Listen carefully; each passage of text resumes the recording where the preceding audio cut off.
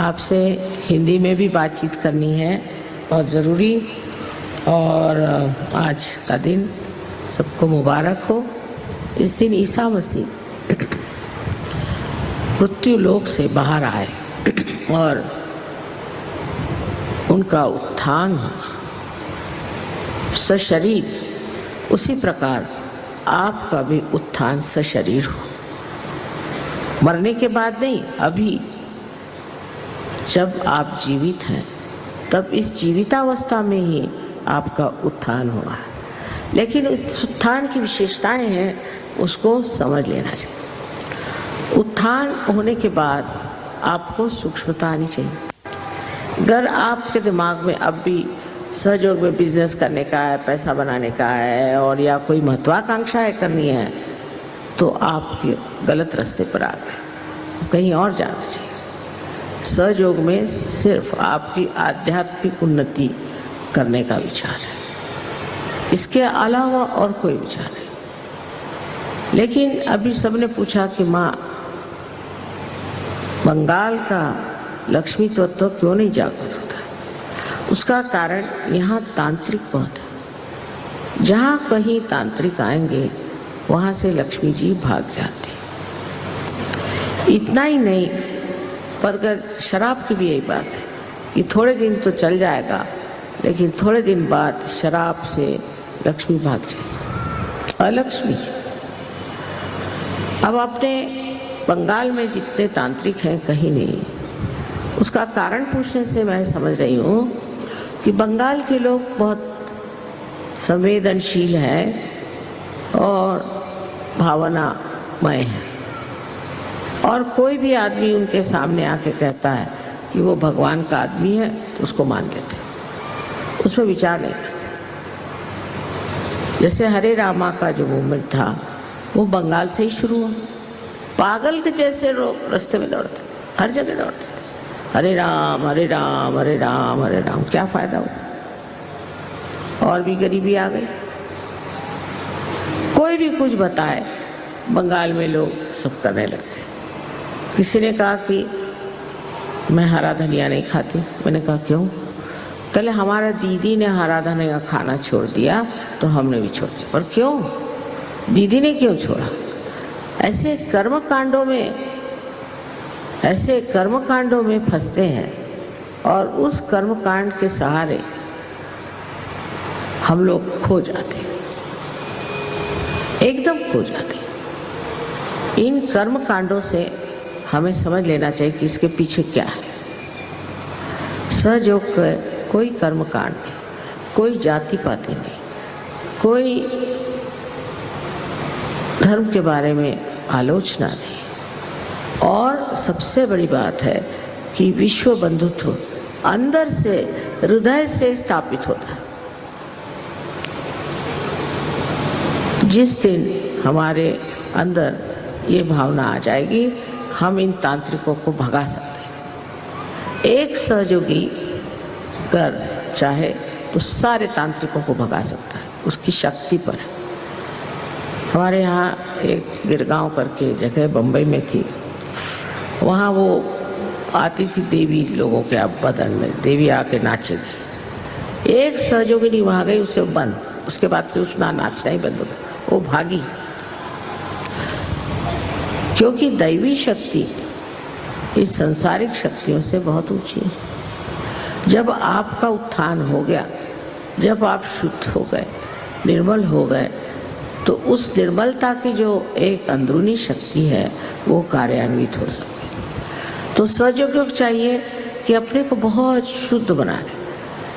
भक्ति में रम जाते हैं, कभी बुद्धि के खेल में रम जाते हैं, सब अच्छा है, रमना तो है ही, लेकिन सबसे बड़ी चीज़ है कि अपने ही अंदर रमण करें, अपने ही अंदर अपनी शक्ति को बढ़ाएं। जिस दिन आप लोगों की शक्ति बढ़ जाएगी, सारे तांत्रिक अपना बस्ता उठा के चले जाए।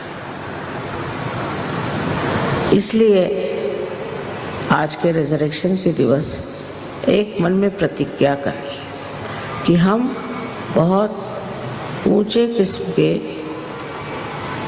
गहरे सहयोगी बनेंगे। और उसके लिए हमें अगर ध्यान करना पड़े, अब ये नहीं कि 3-3 घंटे ध्यान करो, ऐसा मतलब नहीं, पर 10 मिनट हृदय से ध्यान करें। हृदय बहुत ज़रूरी है। बंगाल में इतना हृदय है, लोगों में इतनी प्यार की भावना है, पर पात्र देखना चाहिए। अगर आप सहयोगी हैं तो पहले आप अपने ही को प्यार करो। अपने को प्यार करते ही आप देखेंगे कि आपका प्यार सबकी ओर छा जाएगा। गुस्सा आता है, इच्छाएं होती हैं आपको, और भी उपाधियां लगी हुई हैं और आप सहयोगी भी हैं। इन सब की सफाई करना ही आपका उत्थान है। और जब आपका व्यक्तित्व इन सफाई से परिपूर्ण हो जाएगा तो यहाँ कोई तांत्रिक ठहर नहीं सकता, कभी नहीं ठहर सकता। दूसरी बात मैंने जो कही थी वो ये कि जो आपके यहाँ इतना सुंदर गाने का मधुर तरीका है, तो ऐसी लेडीज और आदमी लोग, कोई तो भी बड़ा सा, बेटा बात अच्छा, हाँ, कोई सी भी एक बस कर लें, ट्रक कर लें, कुछ भी कर लें, और विलेज में अनाउंस कर दें कि यहाँ पे भजन होगा माता जी का, और आप विलेज में पहुँच जाएं, और विलेज में पहुँच करके आप अपना वहाँ गाना गाएं, थोड़ा प्रवचन भी करो, धीरे धीरे हमारे टेप्स भी बजाना शुरू करो। इस तरह से नॉर्थ इंडिया में बहुत लोग पार हो, सारा यूपी, बिहार, इधर हरियाणा, सब जगह बुरी तरह से सहयोग फैल गया। वो बात मैंने देखी कि जब आपके पास इतने गाने की शक्ति है तो आप क्यों ना अपना गाना लेकर के और गांव-गांव जाएं और वहाँ लोगों को अपने गान से मुक्त करके और उनका भी उत्थान करें। ये होने से ये सब तांत्रिक भाग जाएंगे, तो हमारे नाम से ही थरथराते हैं। फिर अगर आप हमारा गाना गाएं तो न जाने क्या क्या प्राप्त करेंगे। तो समझदारी की बात है कि आपको जो प्यार मिला है माँ से, उसको बांटना होगा। और इस बंग देश में तो लोगों में इस कदर प्यार की चाहत है कि आप जाके देखें, उनको मिलें। आपके रहने से लक्ष्मी वहाँ आ जाएगी, आपके रहने से सबकी शारीरिक स्थिति भी ठीक हो जाएगी, मानसिक ठीक हो जाएगी, बौद्धिक ठीक हो जाएगी, और सबसे बढ़ के तो आध्यात्मिक स्थिति ठीक हो जाएगी। इसी तरह से हमको अपने देश के लोगों को बदलना है, पर उसके लिए आपको कार्यान्वित होना है। आज का दिन ऐसा महत्वपूर्ण है जो दिखाता है कि मनुष्य अपने सशरीर कैसे उत्थान को प्राप्त करता है, जैसे ईसा मसीह ने किया था। पर ईसा मसीह की जो शर्तें थी वो हम लोगों के बस की नहीं। उन्होंने तो ये कहा था कि अगर एक आँख से आप कोई दुष्कर्म करते हैं तो उसको निकाल डालो खुद ही। फिर उन्होंने कहा था कि अगर कोई हाथ से आप दुष्कर्म होता है तो हाथ को ही काट डालो। मैं इतनी ईसाइयों के बीच में रही हूँ, सारे दुनिया के ईसाई साम्राज्य देखिए, एक भी आदमी की आँख निकली हुई, हाथ कटा मैंने कोई देखा नहीं। तो उन लोगों ने वो सब ताक पे रख दिया। अब आप लोगों को अपने से दुश्मनी नहीं करनी, सहयोग में ये बात नहीं। आपके अंदर जो दोष है उसकी ओर देखें। अगर आप अपने से वास्तव में प्यार करते हैं तो उन दोषों को निकाल देना ही आपका उत्थान का पूर्ण स्वरूप है। जब वो दोष निकल जाएंगे तो आप आश्चर्य करेंगे कि आपके अंदर कितना आनंद, कितनी शांति और कितनी शक्ति विराजती। इस शक्ति के बीच में, रुकावट में जो ये चीज़ें आ रही हैं, उसको किसी तरह से आपको छोड़ देना चाहिए।